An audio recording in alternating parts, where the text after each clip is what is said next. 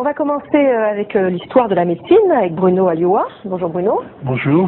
Et on va parler avec vous de la médecine arabe. Et ce qu'on va voir, c'est que notre médecine occidentale doit beaucoup à cette médecine arabe. Oui, tout à fait. La civilisation arabo-islamique a occupé une place très très importante entre le 8e et le 13e siècle, en particulier dans le domaine de la médecine et de la science. Et en fait, il faut dire qu'au même moment, il régnait en fait en Occident ce qu'on appelle un véritable obscurantisme, lié en grande partie à l'antihellénisme de l'Église, lié aux invasions barbares. Bref, les manuscrits étaient complètement en déliquescence et on ne s'en occupait absolument pas.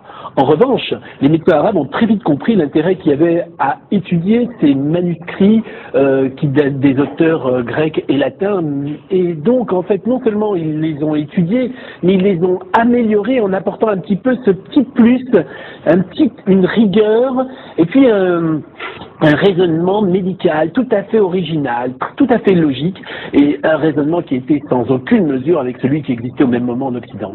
Alors on va prendre 4 exemples de maladies, de choses que les médecins arabes, de leur incroyable savoir. Alors on pourrait faire plusieurs émissions, c'est extraordinaire, mais par exemple, premièrement, dans le domaine des maladies infectieuses, les Arabes ont compris très vite, par exemple, la variolisation, ce qui est un peu l'ancêtre de la vaccination. Ils le pratiquaient, c'est-à-dire c'était pour lutter contre la variole. Or, il a fallu attendre la fin du XVIIIe siècle pour que ça soit introduit en Europe. Ils ont identifié, il y avait une maladie qu'on connaît tous, la gale. On ne savait pas d'où venait la gale. Eux ont identifié que c'était dû à un petit parasite qu'on appelait le sarcope. Dans le domaine de l'ophtalmo, ils sont arrivés, ils ont énormément étudié l'anatomie de l'œil et les traitements, et il y a un auteur arabe du XIIIe siècle qui a identifié pas moins de 14 types d'interventions de la cataracte. Dans le domaine, alors je crois que aussi c'est le petit plus que j'ai trouvé un petit peu amusant, c'est dans le domaine de la création des hôpitaux. En France, c'était très simple. On mettait un hôpital dans l'endroit le plus pourrave. C'est-à-dire, on met l'hôpital Saint-Louis carrément à côté presque de Montfaucon. On met l'hôpital Broca à côté de la Bièvre. Alors que eux créent des énormes hôpitaux avec des pavillons. Qu'est-ce qu'il y avait de pourrave à Montfaucon? Montfaucon, c'est là où on mettait les condamnés à mort. François Villon. Bon, enfin, c'est pas grave. François Villon, vous le connaissez? François Villon. François Villon. Continue. Il faut que ça monte, hein. Ouais.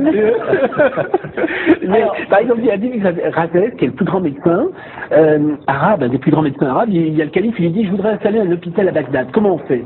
Alors Razès, il dit, c'est très simple, vous mettez des bouts de barbac un peu partout autour de la ville, et là où il y aura le moins de mouches, là vous installerez votre hôpital. Et puis, et ainsi de suite. Mais c'est pas bête, hein? Pas bête, très logique. Mais surtout le grand plus, c'est un monsieur qui s'appelle Ibn Nafis, qui en fait a découvert véritablement la circulation sanguine, et ça, 400 siècles avant Harvey.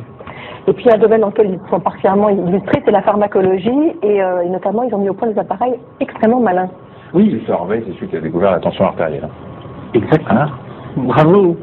Non mais arrêtez, je révise. Hein. Alors en fait, c'est vrai qu'ils ont en fait utilisé le savoir chimique et ils ont réussi à réaliser des objets fondamentaux qui ont véritablement révolutionné la pharmacologie. Alors, il y a plusieurs objets qu'on va pouvoir voir qui sont en fait exposés à l'Institut du monde arabe. Le premier objet que je vais vous présenter, c'est l'alambic. Alors l'alambic, cet alambic, il est en verre, bleuté, tout à fait merveilleux, bel objet, qui a été en fait découvert en Iran, qui date du XIIe, XIIIe siècle. En fait, il permettait de séparer les différents produits, ce qui permettait après chauffage et refroidissement, qui permettait de créer en fait des parfums, des essences, des arômes, bref, ça a été des alcools, qui a été une véritable révolution dans le domaine de la pharmacie. Le deuxième objet, c'est une albarelle.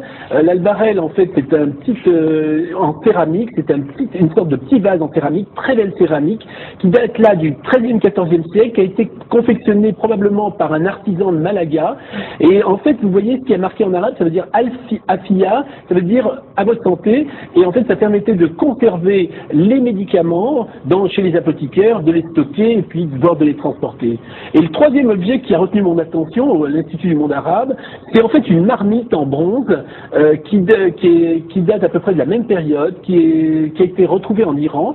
En fait, c'est très sympa cette marmite puisque on mettait les produits, les ingrédients qu'on avait un petit peu broyés, touillés, on mettait un peu d'eau, on mettait un peu de sucre, là je la joue maïté, on faisait frire le tout et là ça donnait un petit sirop tout à fait extraordinaire. Alors, mis à part ces appareils, les Arabes, la civilisation arabo-islamique qui se trouvait un petit peu à la jonction des grandes routes de l'Inde et de la Chine, ont en fait importé des tas de médicaments, des tas de substances comme l'ambre, le musc, la manne, mais aussi ils ont créé des médicaments, des choses qu'on utilise encore, et puis le plus fameux c'est le nitrate d'argent, c'est-à-dire que moi qui suis dermatologue, tous les jours j'utilise du nitrate d'argent alors que ça a été découvert au XIe siècle par les Arabes. Les ORL aussi pour cautériser quand ça saigne du nez.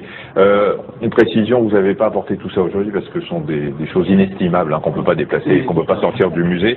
Un dernier mot, même si c'est pas évident aujourd'hui, le monde juif et le monde arabe étaient quand même très liés à une époque et les médecins juifs ont beaucoup travaillé aussi avec les médecins arabes. Tout à fait. C'est-à-dire que les médecins juifs sont intervenus à trois niveaux. Premièrement, ils ont apporté en fait leur savoir à la médecine arabe. Le plus grand des médecins juifs, celui qui est le plus connu, qui s'appelait Moshe ben Maimon alias Maïmonide. En fait, Maïmonide était à la fois médecin et philosophe. On sait qu'aujourd'hui, toutes ces œuvres ont été écrites en arabe et non pas en hébreu. En fait, les médecins juifs sont intervenus également à deux niveaux. D'abord, ce sont eux qui ont assuré la traduction des manuscrits grecs et latins en arabe. Et puis, à partir du moment où il y a eu un déclin de la civilisation islamique, à partir de l'Espagne et puis de la faculté de médecine de Montpellier, ce sont eux qui ont retraduit de l'arabe en latin et en grec, qui a permis en fait une rediffusion du savoir médical à la Renaissance, savoir qui aurait été probablement complètement oublié s'il n'y avait pas eu les médecins arabes. Merci beaucoup Bruno. On remercie quand même effectivement le musée du monde arabe, il faut y aller parce qu'il y a des choses absolument passionnantes dedans si vous êtes à Paris.